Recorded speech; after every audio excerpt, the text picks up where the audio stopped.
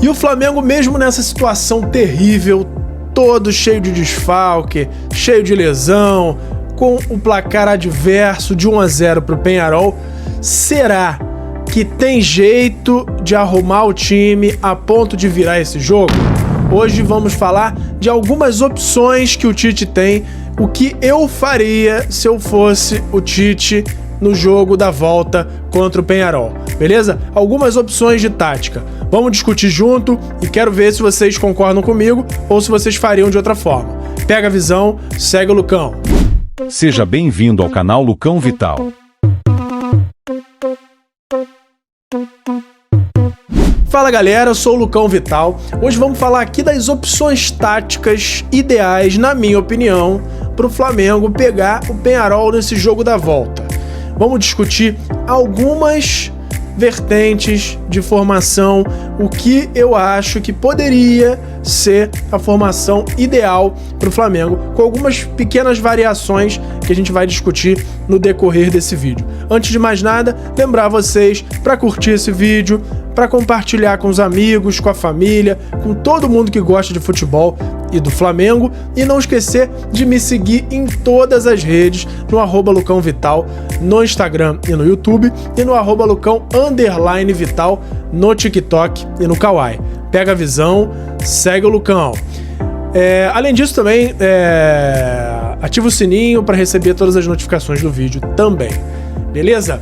Então, antes de colocar aqui a primeira tática, o primeiro campinho,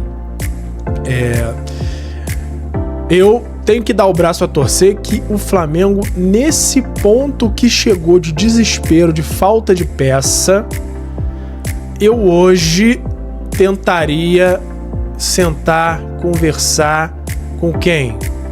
Com o menino Gabigol. Eu acho que a chance do Flamengo ter um respiro, um fôlego, um ânimo novo para mudar, para ter novos ares, parecido com aquele efeito que acontece quando tem um técnico novo. Então, a gente teria que transformar o Gabigol num jogador novo, fazer com que ele se empolgasse para jogar, e aí desse um ânimo, desse uma motivação pro time, porque ele, quando tá focado, tá querendo, ele contagia o time. Então, nesse momento de desespero, mesmo ele estando totalmente desfocado, desmotivado, daquele jeito que ele fica quando ele é contrariado, acho que tinha que haver uma conversa mostrando para ele todas as condições que o destino, que o cenário trouxe para ele, do Pedro lesionado, do outro cara que briga com ele pela posição, que é o Carlinhos, jogando nada, a torcida meio de cara virada para ele, e ele também numa situação que não é das melhores, porque ele não vem jogando bem, então ele não tá com probabilidade quase nenhuma de renovação, e ainda por cima, para ir para outros times, ele deve ir em condições, em contrato pior do que ele tá atualmente, porque a imagem dele não tá nada boa como profissional, em relação à postura, a foco, e nem como o atleta. Esportivamente ele também não tem rendido nada. Então, sentaria, conversaria com ele, falava: Gabi, hoje é o seu momento, agora é a sua chance de se redimir, de tentar fazer com que a torcida volte a te colocar nos braços, te defender a sua renovação, ou no mínimo, pensando só individualmente, de forma mais egoísta, pensa nele próprio. É a chance dele conseguir voltar a ter uma boa imagem no mercado e conseguir um bom contrato depois do fim desse contrato atual com o Flamengo. Então, acho que a opção melhor, claro, dependendo de qual fosse o resultado dessa conversa, seria o Gabigol. Então, vamos lá para o primeiro campinho, que é uma escalação com o Gabigol. Então vamos lá, primeiro campinho aqui com o Gabigol, essa formação que para mim eu já adianto que todas as variações que eu vou mostrar aqui, em nenhuma delas altera daqui dos dois volantes para trás. O Tite vem insistindo muito nessa de Gerson de ponta direita. Eu já descarto isso logo de cara. Primeiro porque o Plata, em todas as jogadas, qualquer vídeo, qualquer situação que você veja o Plata rendendo muito, jogando muito bem, ele tá na ponta direita. Aí o Tite prefere improvisar o Gerson na ponta direita e improvisar o Plata na ponta esquerda. Ele prefere fazer 2 improvisações, no mínimo, né? Porque ele acaba improvisando também o Bruno Henrique de centroavante. 3, para fazer todo mundo jogar em posições não naturais e atender a maluquice dele. Então, tá aí. Faria essa defesa padrão. O Léo Ortiz, ele tá jogando muito de volante, contrariando a minha expectativa. Eu, a princípio, era do lado que defendia ele a ser mantido como zagueiro, mas não, ele tá jogando muito de volante. Esse jogo, inclusive, da derrota do Peñarol, o contraste de depois que ele entrou, a forma que ele se portou, não digo nem, o time não melhorou muito depois que ele entrou não, mas eu digo a diferença de passe ali no meio campo depois que ele entrou, uma coisa absurda, fora o poder de marcação de um cara que tem como função principal na posição de origem, que é zagueiro, marcação. Então ele é um cara que é primordial e agora como primeiro volante. E assim, na história não faltam exemplos de jogadores que jogam de volante e de zagueiro, jogadores que foram movimentados da zaga para a volância em alguns momentos. O próprio Davi Luiz, lá na Inglaterra, jogou de volante em alguns jogos, tanto no Arsenal quanto no Chelsea. Então, tem uma série de exemplos aí. O Rodri, do Manchester City, joga muitos jogos de volante e muitos jogos de zagueiro também, e muito bem nos dois. Então, não é problema nenhum ele ser escalado assim. E é totalmente diferente dessas improvisações que eu acabei de mencionar lá no ataque. Porque o Plata, por exemplo, ele é um cara muito especialista na ponta direita.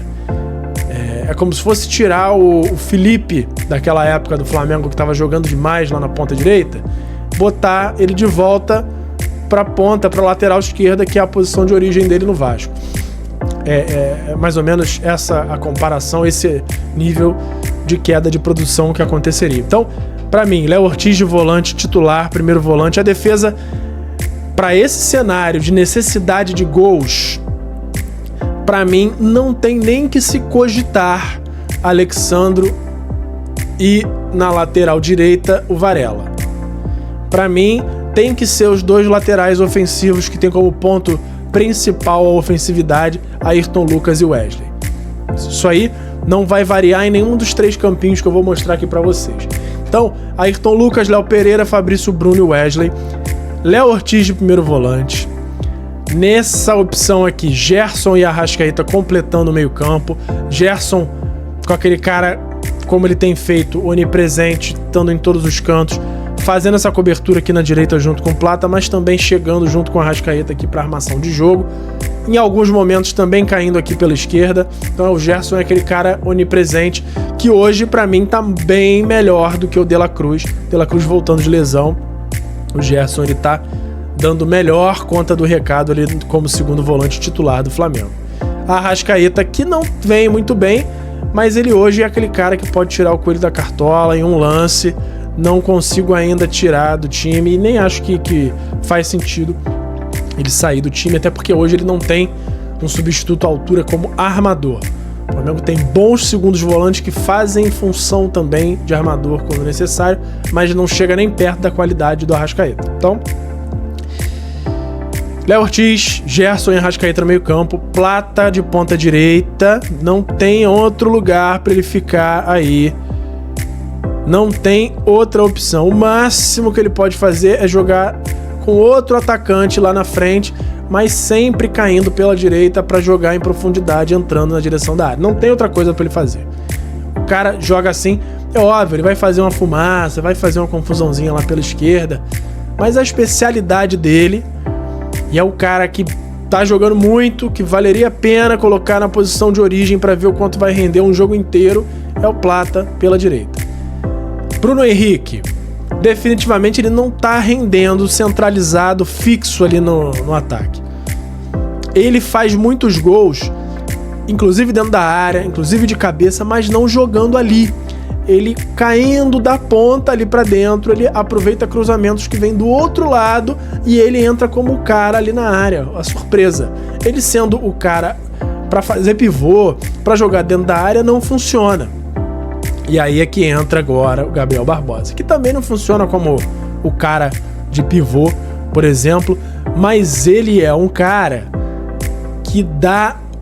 A principal característica dele, que fez ele fazer muitos gols no Flamengo naqueles anos de ouro, 2019, 2020, é o facão, que o pessoal chama, os comentaristas chamam, que é quando um armador, ou ponta, ou o lateral, qualquer pessoa tá chegando na entrada da área, procurando o passe, ele faz aquela corrida que começa reta e corta pra diagonal, já em direção pro armador, para quem vai dar o passe, enquanto ele tá cortando na diagonal, dá esse passe reto e ele sair com condição de finalizar, muitas vezes até de primeira. Então, o Gabigol, nas fases de ouro, e se voltar a jogar bola que sabe, é o mestre do facão. E todo mundo que tá ali, com chances, com condições de armar o jogo para ele, tem que buscar esse jogo para deixá-lo em condições de fazer o gol. Então, esse para mim é o esquema ideal, claro,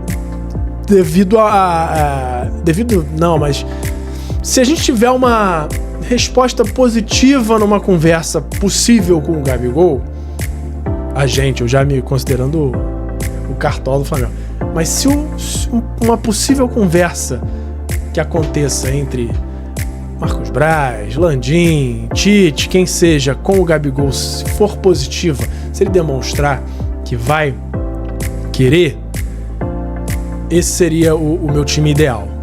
Opção 1. Agora vamos pro cenário do Gabigol continuar nem aí. E aí, se mantendo fora. E aí, mesmo assim, eu acho que não tem que descartar ele do banco, não, porque ele é de lua. Pode ser que no dia do jogo ele resolva, vou mostrar serviço hoje, vou querer jogar bola.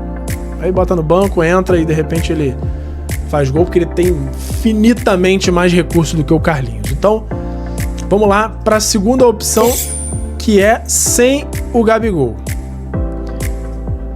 E aí, você já vem aqui, que é daqui da zaga em diante, já bem parecido com Ayrton Lucas, Léo Pereira, Fabrício Bruno, Wesley, Léo Ortiz e Gerson, mas já tem uma mudança aqui da entrada de mais um volante, que é o De La Cruz ou o Alcaraz, dependendo muito da condição física do De La Cruz. E aí lá no ataque, você vê que eu não centralizei ninguém como centroavante. Tem Bruno Henrique e Plata entrando das pontas para a área, para fazer as jogadas características dos dois.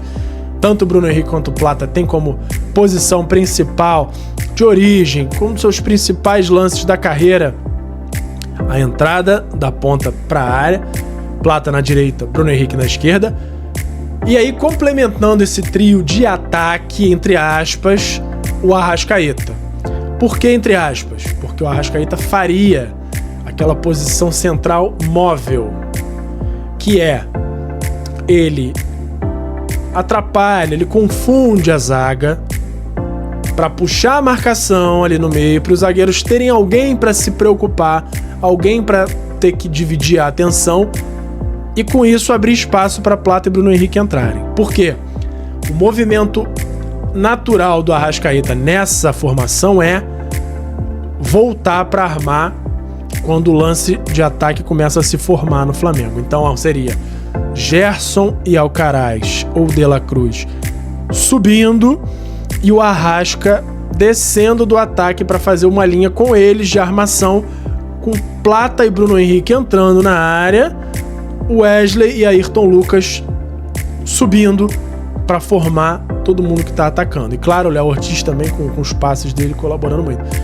Mas é burrice com esses jogadores aí disponíveis cogitar um centroavante fixo ali. Por mais que seja primordial no futebol hoje, mas precisa ter alguém que saiba fazer a função.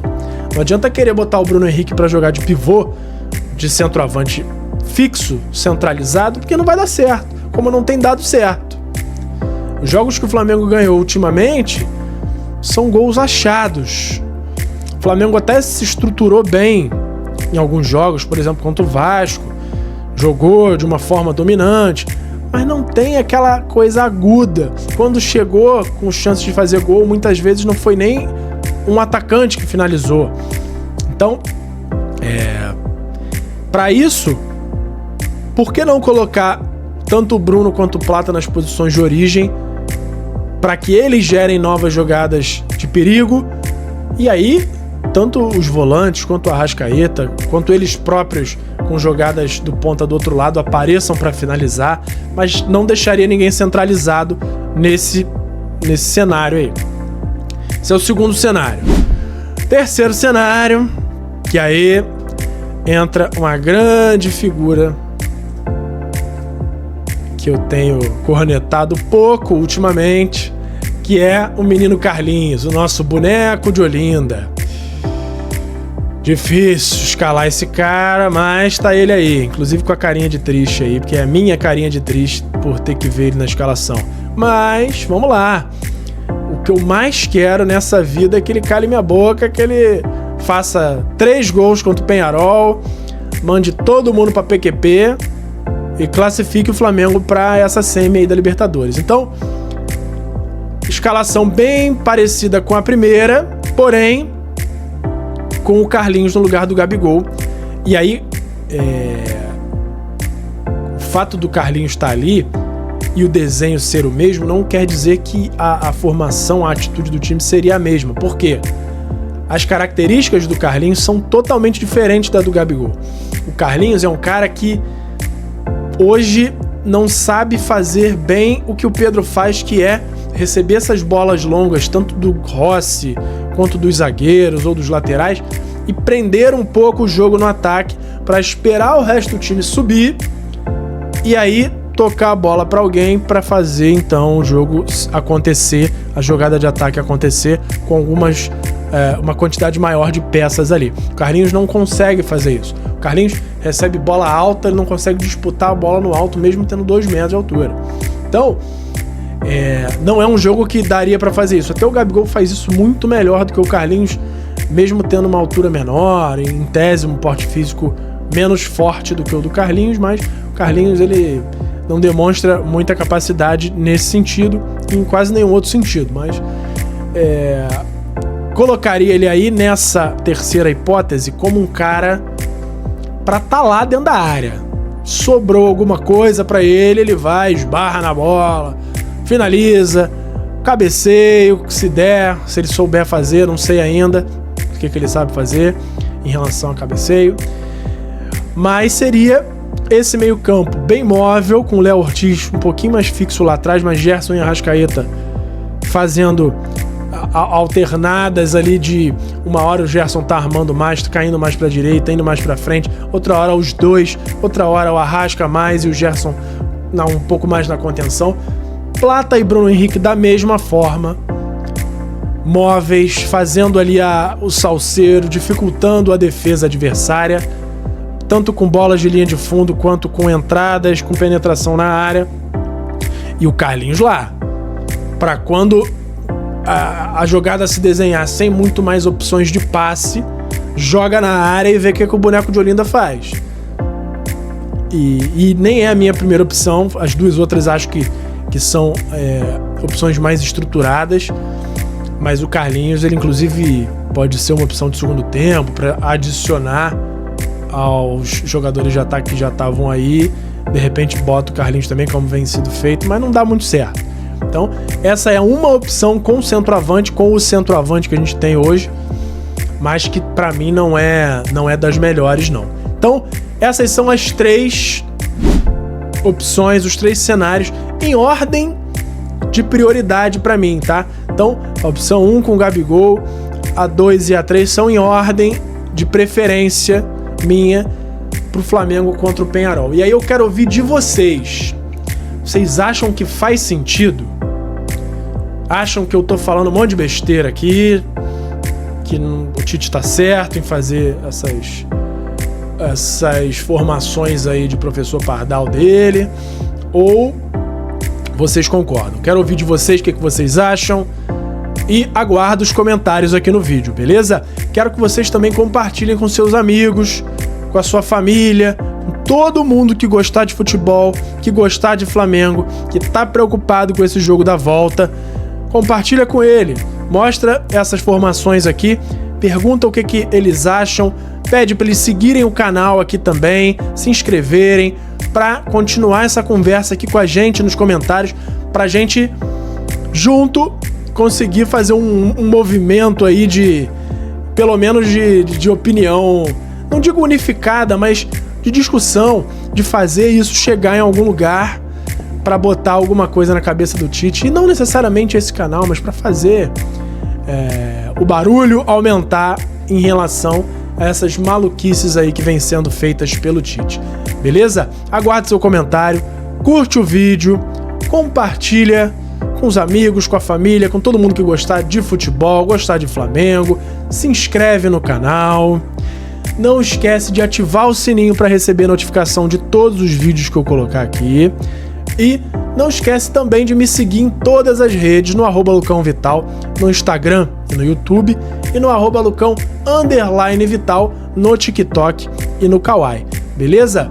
Pega a visão, segue o Lucão, muito obrigado pelo apoio nas redes, estamos crescendo até com uma velocidade bem legal, e espero vocês, até a próxima, valeu, um abraço! Obrigado por assistir. Não se esqueça de deixar o like, se inscrever no canal, ativar o sininho das notificações e nos seguir em todas as redes. Até a próxima!